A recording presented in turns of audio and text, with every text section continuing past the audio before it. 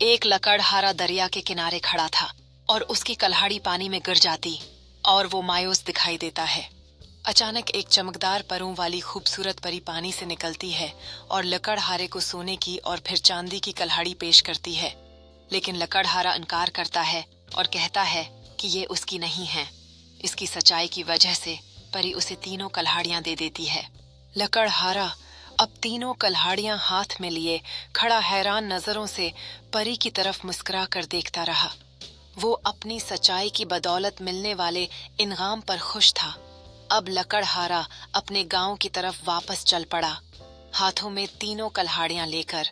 गांव के लोग हैरत से उसे देख रहे थे कि उसको सोने और चांदी की कल्हाड़ियां कहाँ से मिली, लेकिन लकड़हारा अपने भाई को सारा वाकया बता देता है। तो लकड़हारे के भाई के दिल में लालच आ जाती है और सोचता है, क्यों ना मैं भी उस परी से सोने और चांदी की कल्हाड़ी लूं। अब लकड़हारे का भाई नदी की तरफ चल पड़ा।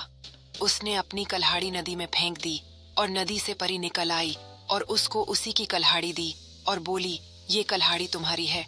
तो वो बोला, नहीं, ये मेरी नहीं है। तो परी ने कहा, तुम लालची इंसान हो, इसलिए तुम्हें कुछ नहीं मिलेगा। और इस तरह लकड़हारे का भाई मायूस होकर घर वापस चल पड़ा।